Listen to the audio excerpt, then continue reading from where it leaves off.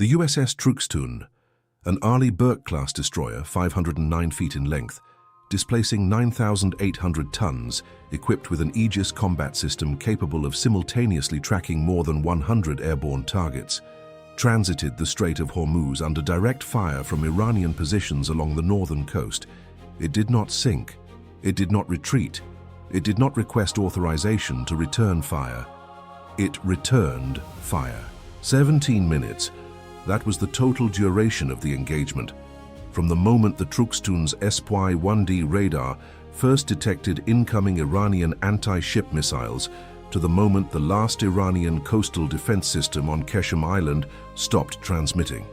17 minutes is roughly how long it takes a passenger to board a domestic flight after hearing the final boarding call at the gate. In that interval, the deterrence equilibrium in the Persian Gulf, maintained over 4 decades of calibrated threats, symmetrical retreats, and carefully uncrossed red lines, was rewritten in a way that cannot be undone. And here was the paradox that planners in Tehran had failed to calculate. The strike against the Truxtun was never meant to sink her. It was meant to stop her from crossing.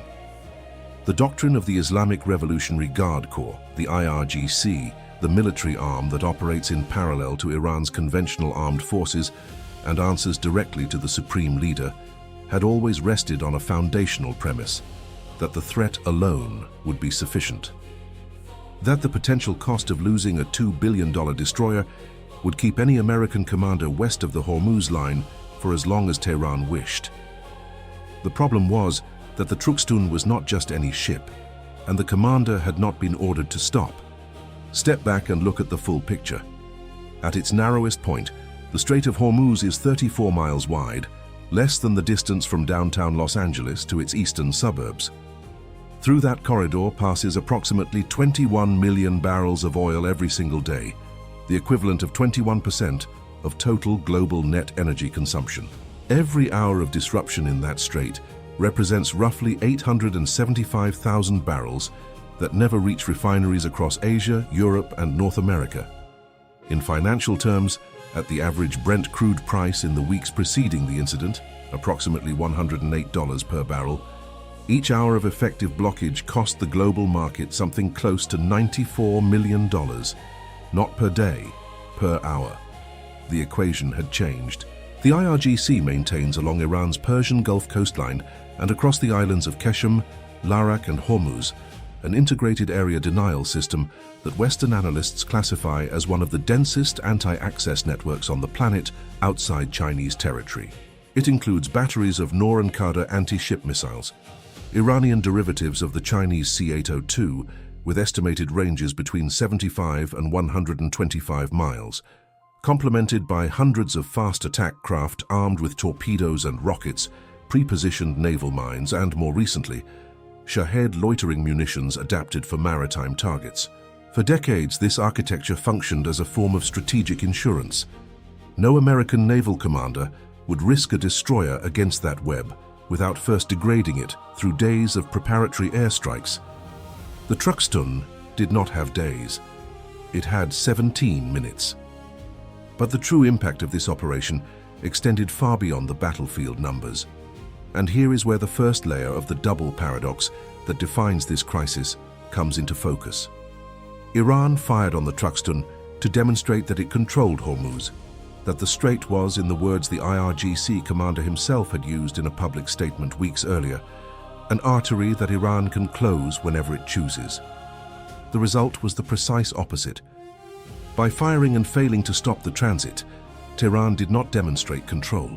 It demonstrated the limits of its own interdiction capability. Every Noor missile intercepted by the Truxtun's Aegis system was public proof, recorded in real time by satellites operated by half a dozen nations. That Iran's area denial network could be penetrated by a single vessel operating without dedicated air cover. The plan had failed. Not because the enemy was stronger, but because the enemy had anticipated every move before the first shot was fired. In a moment, you will understand why one specific detail about oil prices in the hours that followed transformed the nature of this crisis in a way that no admiral in Washington or Tehran had foreseen. But first, there is a human dimension that grounds this analysis in something concrete. The commanding officer of the Truxtun at the moment of the engagement was an officer with 23 years of service in the United States Navy and 2 prior deployments in the Persian Gulf. This man is not the emotional protagonist of this analysis.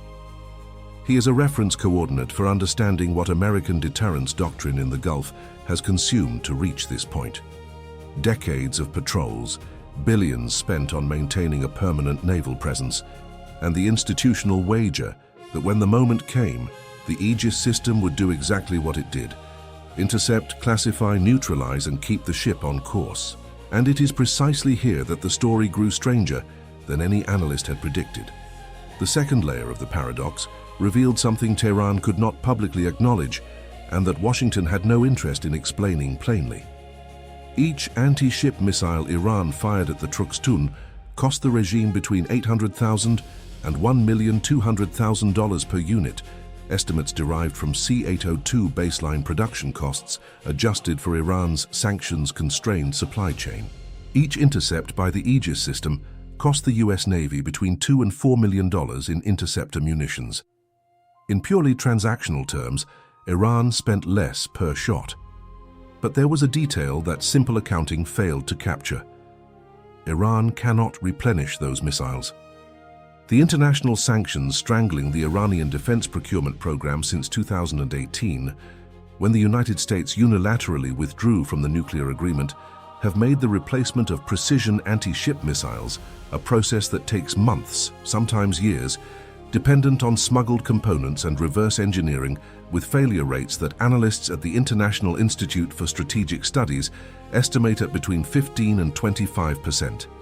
The US Navy, by contrast, operates a logistics chain capable of rearming a destroyer within days from depots in Bahrain, Djibouti, and Diego Garcia. And the greatest paradox of the entire crisis resided precisely here.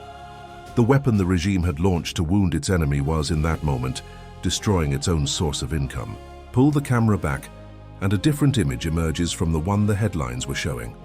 Because while the world fixed its gaze on 17 minutes of fire in the Strait, the global energy market was already reacting with a velocity that transformed every second of uncertainty into billions of dollars redistributed across the planet.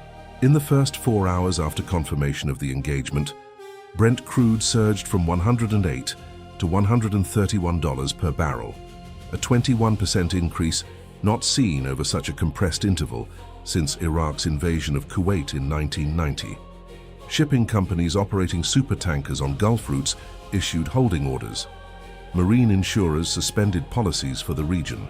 War risk premiums, the surcharge ship owners pay to transit conflict zones, spiked from 0.5% to levels that Lloyd's of London brokers described, under condition of anonymity, as uncharted territory since 2019, referring to the tanker attacks in the Gulf of Oman.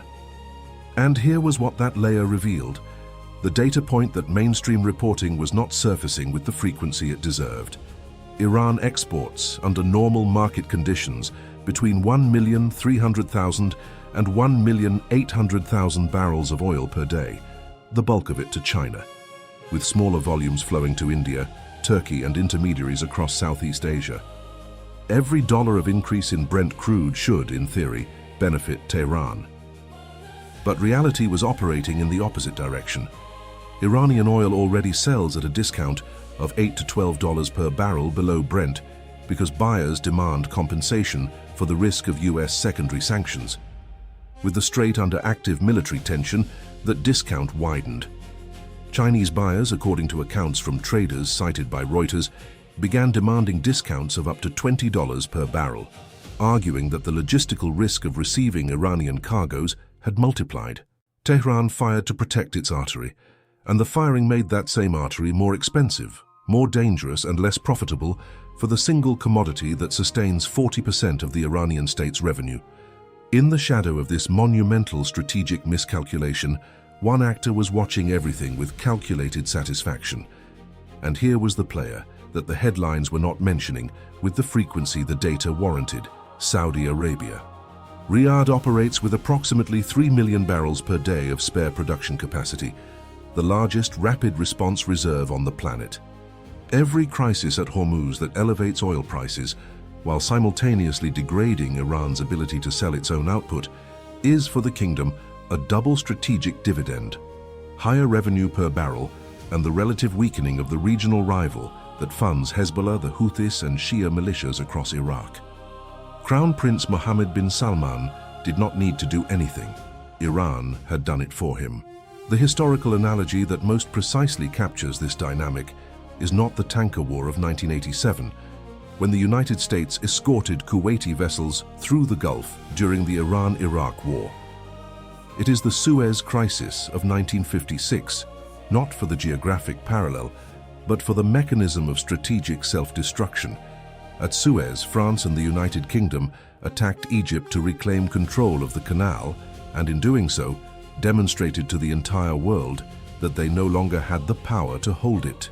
Nasser did not win militarily. He won because the attack exposed the weakness of those who launched it.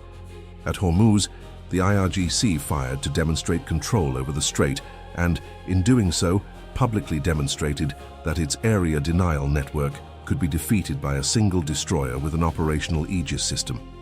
The shot that was meant to deter became the data point that emboldened.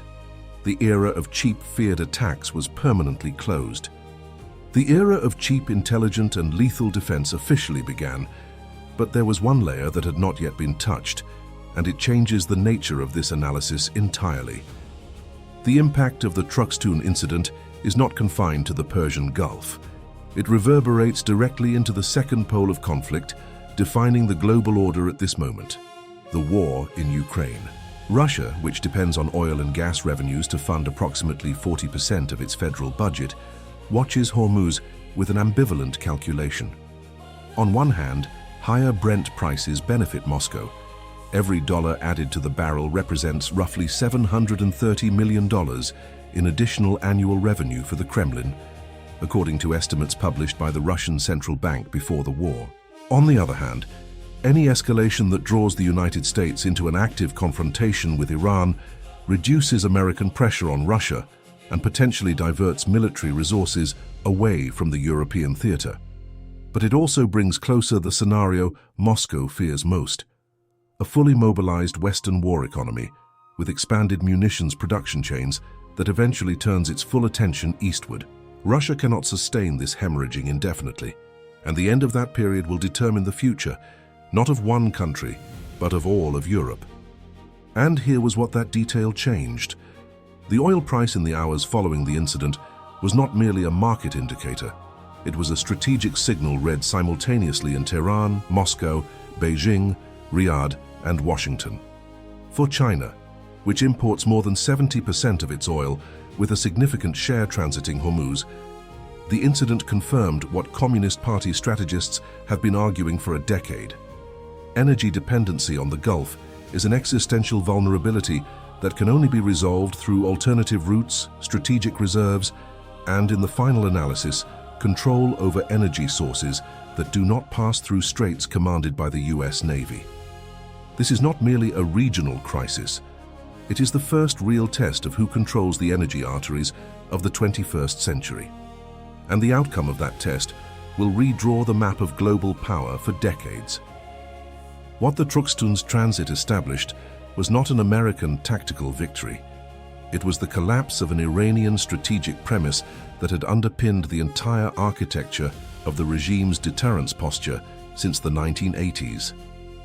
The question that no spokesperson in Tehran, Washington, or Riyadh was answering directly was this: if Iran's area denial network can be penetrated by a destroyer operating alone, what happens when the next transit arrives, accompanied by a full carrier strike group, and what is Iran willing to sacrifice to recover a credibility that evaporated in 17 minutes? The strait remained open. The question was, who would still dare to close it? If this analysis changed the way you see the balance of power in the Gulf, share it with those who follow the subject and leave a comment. How far can Tehran escalate without destroying what remains of its own deterrence?